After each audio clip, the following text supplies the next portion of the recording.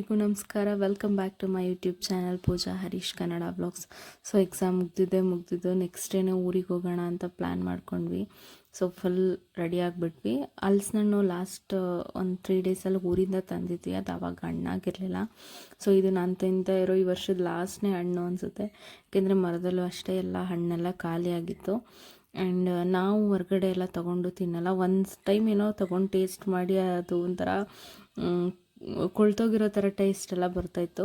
So ಅದೇ last ಅದೇ first ನಾನು ಹೊರಗಡೆ ಎಲ್ಲ ಹಣ್ಣು ತಿಂದಿದ್ದು ಮೀನ್ಸ್ ಜಾಕ್ ಫ್ರೂಟ್ನ. ಯಾಕೆಂದರೆ ನಮ್ಮ ಮನೆಯಲ್ಲೇ ನಮ್ಮ ತೋಟದಲ್ಲೇ ಮರ ಇರೋದ್ರಿಂದ ನಾನು ಚಿಕ್ಕವಳಿದ್ದಾಗಿಂದನೂ ನಮ್ಮ ತಾತನೇ ತಂದು ಕೊಡ್ತಾಯಿದ್ರು ನಮ್ಮ ಮನೆಗೆ. ಸೊ ಅದು ಇದೇ ಥರ ಕಟ್ ಮಾಡಿ ನಾವು ಹಿಂಗೆ ತಿಂತಾಯಿದ್ವಿ ಕಚ್ಚಾಡ್ಕೊಂಡು. ಸೊ ಇದು ಈ ವರ್ಷದ ಲಾಸ್ಟ್ ಫ್ರೂಟ್ ಅಂತ ಅನಿಸುತ್ತೆ. ಸೊ ಎಲ್ಲ ಕಟ್ ಮಾಡಿ ತಿನ್ಕೊಂಡು ಆಮೇಲೆ ಊರಿಗೆ ಹೊರಡೋಣ ಅಂತ ಪ್ಲ್ಯಾನ್ ಮಾಡ್ಕೊಂಡ್ವಿ. ಸೊ ಫಸ್ಟ್ ನಾವು ಯಾವಾಗೇ ಹೋಗೋದಿದ್ರು ನಮ್ಮ ಹಸ್ಬೆಂಡ್ ಮನೆಗೆ ಹೋಗಿ ಅಲ್ಲಿ ಅಜ್ಜಿಯವರೆಲ್ಲ ಮಾತಾಡಿಸ್ಕೊಂಡು ಆಮೇಲೆ ನಾವು ನಮ್ಮ ಊರಿಗೆ ಹೊರಡೋದು. ಸೊ ಅಲ್ಲಿಗೆ ಬಂದಿದ್ವಿ. ನಮ್ಮ ಮಾವರೆಲ್ಲ ಹೋಗಿದ್ರು ಅಂತ ಹೇಳಿ ಹಸುಗಳಿಗೆಲ್ಲ ಇವರೇ ಕಡ್ಡಿ ಎಲ್ಲ ಹಾಕ್ತಾಯಿದ್ರು. ಸೊ ಅದು ಒಂದು ಸಣ್ಣ ಪುಟ್ಟ ಕ್ಲಿಪ್ಪಿಂಗ್ಸ್ ಇರಲಿ ಅಂತ ನಾನು ವಿಡಿಯೋ ಶೂಟ್ ಮಾಡ್ಕೊತಾ ಇದ್ದೆ.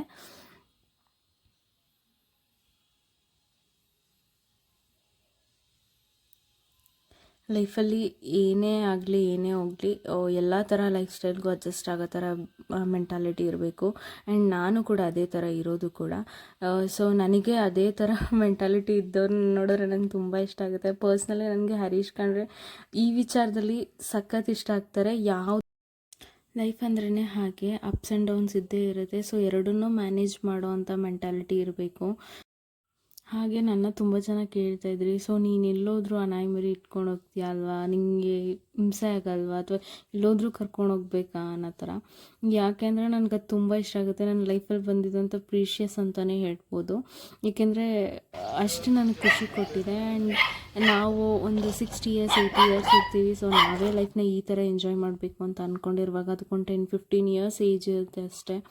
ಸೊ ಅದಕ್ಕೆ ನಾನು ಆದಷ್ಟು ಅದನ್ನು ಮನೇಲೇ ಇರಿಸೋದಕ್ಕಿಂತ ನಾನೆಲ್ಲಿ ಹೋಗ್ತೀನಿ, ನಾನೆಲ್ಲಿ ಏನೇನು ಎಕ್ಸ್ಪೀರಿಯೆನ್ಸ್ ಮಾಡ್ತೀನಿ ಅದನ್ನೆಲ್ಲ ಅದಕ್ಕೆ ತೋರಿಸಿ ಒಂಥರ ಖುಷಿ ಪಡೋದು ನನಗೊಂಥರ ಸಮಾಧಾನ ಅನಿಸುತ್ತೆ. ಸೊ ಇದು ನಾನು ಅಂದ್ಕೊಂಡಿದ್ದು. ಒಬ್ಬೊಬ್ರಿಗೆ ಅದು ರಿಸ್ಕ್ ಅಂತ ಅನಿಸ್ಬೋದು. ನಾನು ಇಷ್ಟಪಟ್ಟು ಮಾಡೋವಂಥ ಕೆಲಸಗಳು ನಮ್ಗೆ ಯಾವತ್ತೂ ರಿಸ್ಕ್ ಆಗೋಲ್ಲ. ಸೊ ಮನೇಲೇ 4 ಜನ 5 ಜನ ಮಕ್ಕಳಿರ್ತಾರೆ, ನೋಡ್ಕೊಳ್ಳೋದಕ್ಕೆ ಕಷ್ಟ ಆಗುತ್ತೆ ಅಂತ ಅಂದ್ಬಿಟ್ಟು ನಾವು ತೆಗ್ದಿಟ್ಬಿಡ್ತೀವ. ಹಾಗೆ ನಾವು ಬೆಳೆಸಿದವರು ಅಥವಾ ನಮಗೆ ಪ್ರೀತಿ ಸಿಗ್ತಿದೆ ಅದರಿಂದ ಅಂತ ಅನ್ನುವಾಗ ನಮಗೇನು ತೊಂದರೆ ಆಗೋಲ್ಲ. ಸೊ ನಮ್ಮ ಅಜ್ಜಿ ಮನೆ ಅದನ್ನು ಲಾಸ್ಟ್ ಕ್ಲಿಪ್ಪಿಂಗಲ್ಲಿ ನಾನು ನೋಡಿದ್ದು. ಸೊ ತುಂಬ ಜನ ಕೇಳ್ತಿದ್ರಿ ನಿಮ್ಮದು ಮನೆದು ವೀಡಿಯೋನೇ ಹಾಕಿಲ್ಲ ಹಾಗೆ ಹಿಂಗೆ ಅಂತ.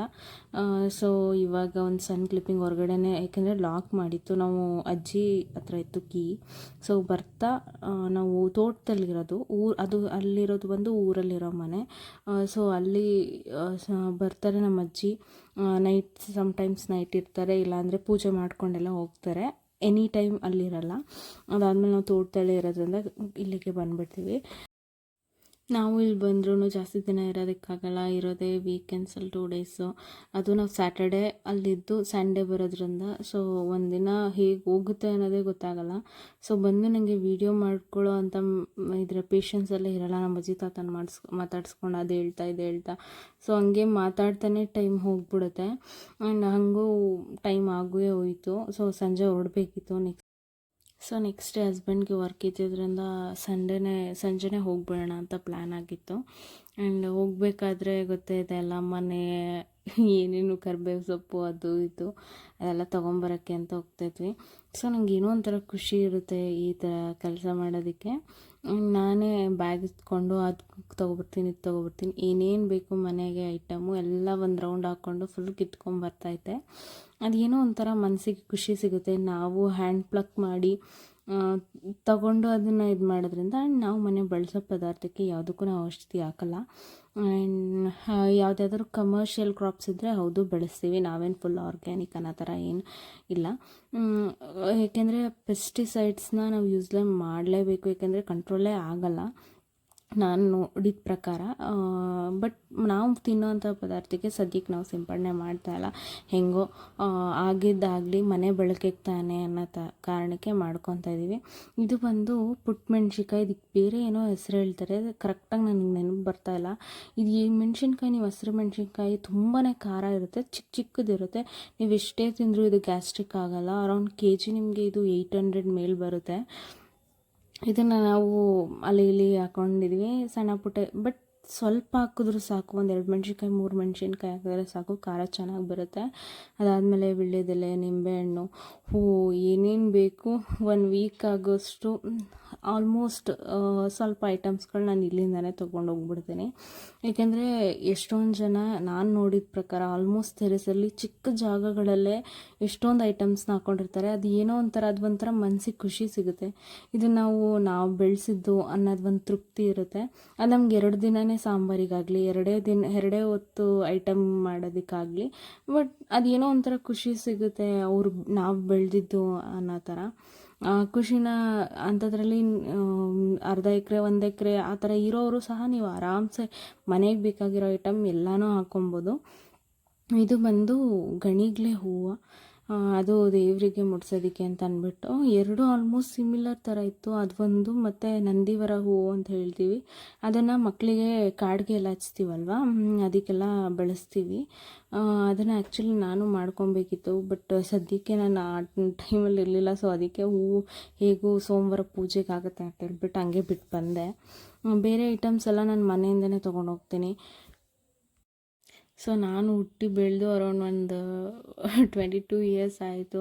ಅದರಲ್ಲಿ ನನಗೆ ಬುದ್ಧಿ ಬಂದ ಮಟ್ಟಕ್ಕೆ ಅಂದರೆ ಒಂದು 18 to 19 ಇಯರ್ಸಿಂದ ನಾನು ಹೊರಗಡೆ ಎಲ್ಲೋ ನಮ್ಮ ಅಪ್ಪಾಜಿ ಆಗಲಿ ಯಾರೇ ಆಗಲಿ ನಾನು ಮಾವಿನ ಹಣ್ಣು ಹೊರಗಡೆ ತೊಗೊಂಡು ತಿನ್ನೋದಾಗಲಿ, ಪರಂಗಿ ಹಣ್ಣು ಮತ್ತು ಈ ಜಾಕ್ ಫ್ರೂಟು ಈ ಥರದ್ದು ಯಾವುದೂ ನಾವು ತೊಗೊಂಡು ತಿಂದಿಲ್ಲ. ಎಳ್ಳೀರೇ ನಾನು ಕುಡಿಯೋಲ್ಲ. ಫಸ್ಟ್ ಆಫ್ ಆಲ್ ನೀವು ಏನಾದರೂ ತಿಳ್ಕೊಳ್ಳಿ, ಯಾಕೆಂದರೆ ಮರ ಇದ್ದುಕೊಂಡು ಅದು ನಮಗೆ ಗೊತ್ತು ಆ ಫೀಲ್ ಏನು ಅಂತ. ಇಲ್ಲಿ ಬರುವಾಗ ಇವಾಗ ಜಾಸ್ತಿ ಆಗಿರ್ಬೋದು, ಬಟ್ 15 ರೂಪಾಯಿ 14 ರೂಪಾಯಿಗೆಲ್ಲ ತೊಗೊಂಡೋಗ್ತಾಯಿದ್ರು ಎಳ್ನೀರು. ಬಟ್ ನಾನು ಹೊರಗಡೆ ಒಂದು ಕೇಳಬೇಕು ಅಂತ ತೊಗೊಂಡು ಕುಡಿಬೇಕಂದ್ರೆ 35-40 ಆ ಥರ ಎಲ್ಲ ಹೇಳ್ತಾಯಿದ್ರು. ಏನಕ್ಕಪ್ಪ ಎಷ್ಟು ಡಬಲ್ ಅಮೌಂಟ್ ಕೊಟ್ಟು ಕುಡಿಬೇಕಾ, ಬಿಡು ಊರಿಗೆ ಹೋದಾಗ ಕುಡ್ಕೊಂಡ್ರೆ ಆಯಿತು, ಅದ್ರ ಬದಲು ಮಜ್ಜಿಗೆನೇ ಕುಡಿದ್ರೆ ಆಯಿತು, ಈ ಥರ ಎಲ್ಲ ಮೆಂಟಾಲಿಟಿ ಇದೆ ನನಗೆ. ಪರ್ಸ್ನಲಿ ಒಬ್ಬೊಬ್ಬರ ವಿಷಯ ಹೇಗೆ ಅನಿಸುತ್ತೋ ನನಗೆ ಗೊತ್ತಿಲ್ಲ, ಬಟ್ ನಾನು ಈ ಥರ ವಿಚಾರಗಳಿಗೆ ನಾನು ಅಮೌಂಟ್ ಸ್ಪೆಂಡ್ ಮಾಡಲ್ಲ. ಊರಿಗೆ ಬಂದಿದ್ದೀನಿ ಅಲ್ವಾ, ಸೊ ಏನೇನು ಬೇಕು ತೊಗೊಂಡೋಗೋಣ ಅನ್ನೋ ಕಾರಣ ನನ್ನದಿರುತ್ತೆ. ಆ್ಯಂಡ್ ನನಗೆ PCOD ಬಗ್ಗೆ ತುಂಬ ಚೆನ್ನಾಗಿ ಕೇಳ್ತಾಯಿದ್ರಿ ಅಲ್ವಾ. ಸೊ ನಾನು ಸ್ಕ್ಯಾನಿಂಗ್ ಮಾಡಿಸ್ಲಿಲ್ಲ, ಏಕೆಂದರೆ ಡಾಕ್ಟರೇ ಸಜೆಸ್ಟ್ ಮಾಡಿದ್ರು ಬೇಡ ಅಂತ, ಏಕೆಂದರೆ ಪೀರಿಯಡ್ಸ್ ರೆಗ್ಯುಲರ್ ಇದೆ. ನಾನು ಸದ್ಯಕ್ಕೆ ನಾವು ಬೇಬಿ ಪ್ಲ್ಯಾನಲ್ಲೂ ಏನಿಲ್ಲ. ಸೊ ನಮ್ಮ ಲೈಫ್ನ ನಾವು ಇನ್ನೂ ಸ್ವಲ್ಪ ಅಪ್ಗ್ರೇಡ್ ಮಾಡ್ಕೊಳ್ಳೋದ್ರಲ್ಲೇ ಇದ್ದೀವಿ. ಸೊ ಅವ್ರು ಏನಂದರು ಡಾಕ್ಟರ್ ಅಂತಂದರೆ ಸದ್ಯಕ್ಕೇನು ಅವಶ್ಯಕತೆ ಇಲ್ಲ, ಯಾಕೆಂದರೆ ನಂದು ಬಾಡಿದು ಮೂಮೆಂಟ್ ಆಗಲಿ ಆ್ಯಕ್ಟಿವ್ನೆಸ್ ಆಗಲಿ ನೋಡಿ ಸೊ ಅವರೇ ಹೇಳಿದ್ದು ಅವಶ್ಯಕತೆ ಇಲ್ಲ, ನೆಕ್ಸ್ಟ್ ಮಂತ್ ಬೇಕಾದರೆ ನೋಡುವಂತೆ ಅಂತ ಹೇಳಿ. ಆ್ಯಂಡ್ ಇದನ್ನು ಹೆಂಗೆ ಕ್ಯೂರ್ ಮಾಡ್ಕೊಂಡ್ರಿ ಹೇಗೆ ಅಂತ ತುಂಬ ಜನ ಕೇಳ್ತಾಯಿದ್ರು. ಇದು ಕ್ಯೂರ್ ಅಂತ ಅಲ್ಲ. ಸೊ ನೀವು ಆದಷ್ಟು ಒಂದೇ ಕಡೆ ಕೂರೋದಕ್ಕಿಂತ ಜಾಸ್ತಿ ಮೂವ್ ಮಾಡಿ ಸಖತ್ ಆ್ಯಕ್ಟಿವ್ ಆಗಿರಿ, ಅದೇ ಸಾಕು. ಸೊ ಯಾರ ಮೇಲೂ ಡಿಪೆಂಡ್ ಆಗ್ದೇ ಯಾವುದಕ್ಕೂ ಎಸ್ಟೇಟ್ ಮಾಡ್ಕೊಳ್ದೇ ನಿಮ್ಮ ಅವಶ್ಯಕತೆಗಳು ಏನೇನಿದೆ ಅದಕ್ಕೆಲ್ಲ ನೀವೇ ಓಡಾಡಿ. ಸೊ ಸ್ಟಾರ್ಟಿಂಗ್ ಸ್ವಲ್ಪ ಕಷ್ಟ ಅಂತ ಅನಿಸ್ಬೋದು, ಬಟ್ ಒಂದು ಫೈನ್ ಡೇ ನೀವು ಹೋಗ್ತಾ ಹೊರಗಡೆ ಆರಾಮ್ಸೆ ಇದ್ದು ಅದು ಒಂಥರ ಅಭ್ಯಾಸ ಆಗಿಬಿಡುತ್ತೆ. ಸೊ ದಟ್ ನಿಮಗೆ ಓವರ್ ಥಿಂಕಿಂಗ್ ಆಗಲಿ ಈ ಥರ ನೀವು PCOD ಇರೋರಿಗೆ ಆ್ಯಕ್ಚುಲಿ ಅದು ಇರೋರ್ಗೇ ಗೊತ್ತು ಆ ಫೀಲ್ ಏನಂತ. ಸಖತ್ತು ಓವರ್ ಥಿಂಕಿಂಗ್ ಆಗ್ತಿರುತ್ತೆ, ಏನೇನೋ ಯೋಚನೆ ಮಾಡ್ತಾ ಇರ್ತಾರೆ. ಅದು ನೀವು ಯಾವಾಗ ಹೊರ್ಗಡೆ ಹೋಗದೆ ಬರೀ ಒಂದೇ ಕಡೆ ಕೂತ್ಕೊಂಡು ಮಾಡೋಕ್ಕೇನು ಕೆಲಸ ಇಲ್ಲದೆ ಸೊ ಇರ್ತೀರಾ, ಆವಾಗ ಮಾತ್ರ ನಿಮ್ಗೆ ಆ ಥರ ಎಲ್ಲ ಅನಿಸ್ತಾ ಇರುತ್ತೆ. ಸೊ ಹೊರಗಡೆ ಹೋಗಿ ಮಾಡೋಕ್ಕೆ ಕೆಲಸ ತುಂಬಗಳಿದೆ. ಸೊ ಫ್ಯಾಮಿಲಿ ಬಗ್ಗೆ ಯೋಚನೆ ಮಾಡಿ, ಸೊ ನಿಮ್ಮ ಕರಿಯರ್ ಆಗಲಿ ಏನಾಗಲಿ ಹೆಲ್ತ್ ಬಗ್ಗೆ ಆಗಲಿ ಅದ್ರ ಬಗ್ಗೆ ಯೋಚನೆ ಮಾಡಿ. ಸುಮ್ಮನೆ ಆಗದೇ ಇರೋದ್ರ ಬಗ್ಗೆ ಎಲ್ಲ ಥಿಂಕ್ ಮಾಡ್ಕೊಂಡು ಕೂತ್ಕೊಂಡ್ರೆ ಸೀರಿಯಸ್ಲಿ ಹೀಗೆ ಆಗೋದು. ಸೊ ಇದನ್ನು ನಾನು ಚೇಂಜ್ ಮಾಡಿಕೊಂಡೆ. ಹಾಗೆ ಹೊರ್ಗಡೆ ತಿನ್ನೋದು ತುಂಬ ಕಡಿಮೆ ಮಾಡಿದ್ದೀನಿ. ಈ ಥರ ಆದಷ್ಟು ಊರಿಗೆ ಹೋದಾಗ ಒಳ್ಳೊಳ್ಳೆ ಐಟಮ್ ತೊಗೊಂಬಂದು ತಿಂತೀನಿ. ಆ್ಯಂಡ್ ಸಮ್ಟೈಮ್ಸ್ ನನಗೂ ಕ್ರೇವಿಂಗ್ಸ್ ಆಗುತ್ತೆ ತಿನ್ನಬೇಕಂತ. ಸೊ ಆವಾಗ ಆರಾಮ್ಸೆ ನಾನು ಯೂಟ್ಯೂಬ್ ಚಾನಲ್ ನೋಡಿಕೊಂಡು ಒಳ್ಳೊಳ್ಳೆ ಅಡುಗೆಗಳು ನೋಡ್ಕೊಂಡು ಕಲಿತಾ ಇದ್ದೀನಿ. ಸೊ ಡಿಫ್ರೆಂಟಾಗಿ ಮಾಡ್ತೀನಿ, ನಾನೇ ತಿಂತೀನಿ. ಏನೇ ಇದ್ದರೂ ಫುಡ್ನ ಲಿಮಿಟ್ ಆಗ್ತೀನಿ. ಸೊ ಚೆನ್ನಾಗಿದೆ ಅನ್ನೋ ಕಾರಣಕ್ಕೋಸ್ಕರ ಹೆವಿ ತಿನ್ನೋದು ಅದು ತುಂಬಾ ಪ್ರಾಬ್ಲಮ್ ಆಗುತ್ತೆ. ನೀವು ಸ್ವಲ್ಪನೇ ತಿನ್ನಿ. ನೀವು ಮಾಡಿದ್ದು ನೀವು ಯಾವ ತಿಂಡಿನೂ ನಾನು ಬಿಟ್ಬಿಡಿ ಅಂತ ನಾನು ಹೇಳೋದೇ ಇಲ್ಲ. ಏಕೆಂದರೆ ನನ್ನ ಪರ್ಸ್ನಲ್ ಎಕ್ಸ್ಪೀರಿಯೆನ್ಸ್ ನಾನು ಯಾರಿಗೂ ಸಜೆಸ್ಟ್ ಮಾಡಲ್ಲ, ಯಾಕೆಂದರೆ ನಾನೇ ಅದನ್ನು ಮಾಡಲ್ಲ. ನನಗೆ ಈ ಥರ ತಿಂಡಿ ತಿನ್ನಬಾರ್ದು ಅಂದರೆ ತಿನ್ನಲೇಬಾರ್ದು ಅಂತ ಅಲ್ಲ, ನನಗೆ ತಿನ್ನಲೇಬೇಕು ಅನ್ನೋ ಥರ ಕ್ರೇವಿಂಗ್ಸ್ ಆಗ್ತಾ ಇರುತ್ತೆ. ಸೊ ಮನೇಲೇ ಹೆಲ್ದಿಯಾಗಿ ಮಾಡ್ಕೊತೀನಿ, ಸ್ವಲ್ಪ ತಿಂತೀನಿ. ಇದು ಈ ಕಡೆ ನನ್ನ ಕ್ರೇವಿಂಗ್ಸ್ನ ಸ್ಯಾಟಿಸ್ಫೈ ಮಾಡ್ದಂಗೂ ಇರುತ್ತೆ, ನಾನು ಹೆಲ್ದಿಯಂಗೆ ತಿಂದಂಗೂ ಇರುತ್ತೆ. ಸೊ ಈ ಟಿಪ್ನ ಆ್ಯಕ್ಚುಲಿ ನಾನು ಫಾಲೋ ಮಾಡ್ತಾ ಇರೋದು. ಸುಮಾರು ಜನ ಕೇಳಿದ್ರು, ಆವಾಗಲೇ ಅನಿಸಿದ್ದು ಅಯ್ಯೋ ಈ ಥರ ಎಲ್ಲರಿಗೂ ಇದೆಯಾ ಅನ್ನೋ ಥರ ತುಂಬಾ ಮೆಸೇಜ್ ಬರ್ತಾಯಿದೆ ಅದ್ರ ಬಗ್ಗೆ ಆ್ಯಕ್ಚುಲಿ. ಸೊ ಇದನ್ನು ನೀವು ಚೇಂಜ್ ಮಾಡ್ಕೊಬೇಕು. ಸ್ಟಾರ್ಟಿಂಗ್ ಅನಿಸುತ್ತೆ ಚೇಂಜ್ ಮಾಡ್ಕೊಳ್ಳೋದು ಕಷ್ಟ ಅನಿಸುತ್ತೆ, ಆದರೆ ಯಾಕಂದರೆ ಆ ಫೀಲ್ ನನಗೆ ಗೊತ್ತು. ಬಟ್ ಒನ್ಸ್ ನೀವು ಚೇಂಜ್ ಆಗ್ತಾ ಬಂದರೆ ಆ ಫೀಲ್ಗೆ ನೀವು ಅಡ್ಜಸ್ಟ್ ಆಗಿಬಿಡ್ತೀರ. ಏಕೆಂದರೆ ನಾನು ಓದ್ತಾ ಇರಬೇಕಾದ್ರೆ ನಾನು ಹೆವಿ ಟಿ ವಿ ನೋಡ್ತಾ ಇದ್ದೆ ಅಂತೇಳಿ ನಮ್ಮಪ್ಪ ಕೇಬಲ್ ತೆಗ್ಸಿದ್ರು. When I was in 7th standard I think. ಅವಾಗ 3 ತಿಂಗಳು ನಾನು ಎಷ್ಟು ಹಠ ಮಾಡಿದ್ದೀನಿ, ಕೋಪ ತೋರಿಸಿದ್ದೀನಿ ನಮ್ಮಪ್ಪ ಅಮ್ಮನ ಮೇಲೆ. ಅಂದರೆ ನೀವು ಟಿ ವಿ ಕಟ್ ಮಾಡಿಸಿದ್ದೀರಾ, ಬೇಜಾರಾಗ್ತಿದೆ ನನಗೆ, ಹಾಗೆ ನಮ್ಮಮ್ಮ ಅದನ್ನೆಲ್ಲ ಇದು ಮಾಡೋದಕ್ಕೆ ನಾವಿರೋ ಕಾಲದಲ್ಲೆಲ್ಲ ಟಿ ವಿನೇ ಇರಲಿಲ್ಲ, ಹಾಗೆ ಹೀಗೆ ಎಲ್ಲ ಹೇಳ್ತಿದ್ರು. ಸೊ ನಾನಂತಿದ್ದೆ ಅದು ನಿಮ್ಮ ಕಾಲ ಬಿಟ್ಟಾಕಿ, ಇವಾಗ ಇರುವಾಗ ಎಲ್ಲ ಮಕ್ಕಳು ಇದ್ದಾರಲ್ವ, ನನ್ನೂ ಹಂಗೆ ಇರೋಕ್ಕೆ ಬಿಡಿ ಅಂತೆಲ್ಲ ವಾದ ಮಾಡ್ತಿದ್ದೆ ಆ ಏಜಲ್ಲೇ. ಬಟ್ 3-4 ಮಂತ್ಸ್ ಅಪ್ ಟು ಒಂದು 7th ಆಫ್ ದ ಸೆಮ್ ಮುಗಿಯೋ ತನಕನೂ ಹಾಗೆ ಆಯಿತು. ಅದಾದಮೇಲೆ ಕಂಪ್ಲೀಟ್ಲಿ ಅಡ್ಜಸ್ಟ್ ಆಗೋಯಿತು.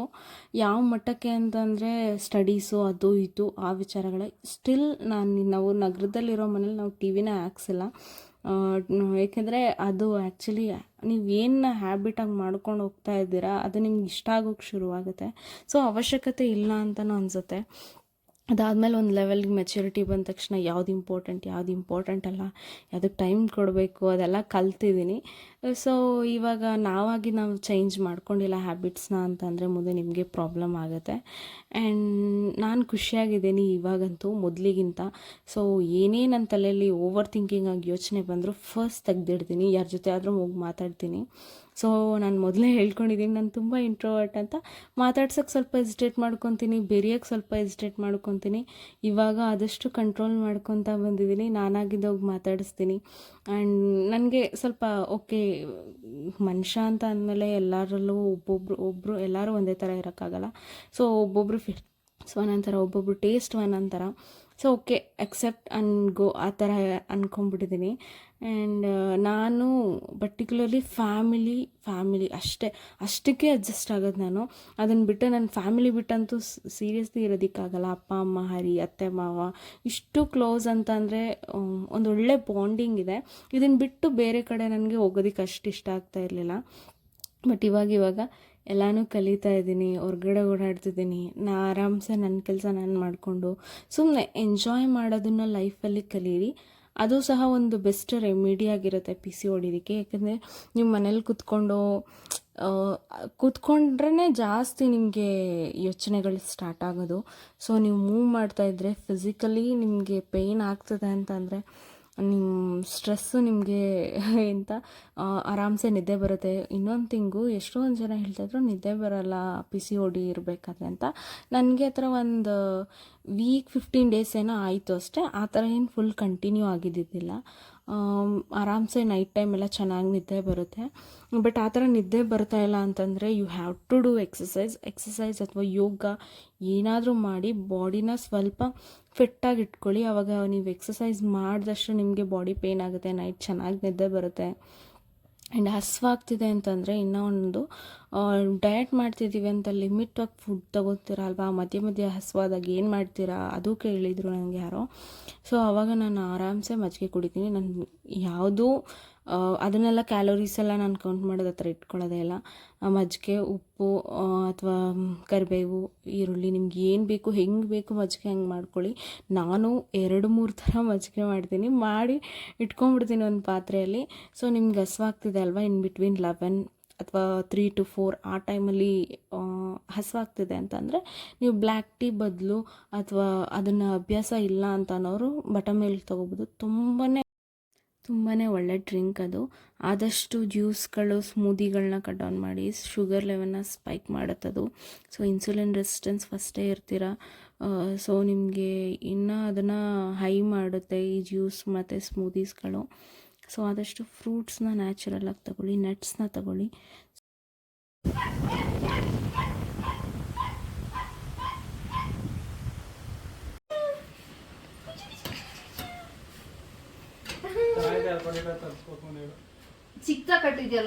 ಇದಾಗಿತ್ತು ಇವತ್ತಿನ ಕ್ಯಾಶುವಲ್ ವಿಡಿಯೋ. ಸೊ ಈ ವಿಡಿಯೋ ಇಷ್ಟ ಆಗಿದರೆ ಲೈಕ್ ಮಾಡಿ, ಶೇರ್ ಮಾಡಿ, ಕಮೆಂಟ್ ಮಾಡಿ.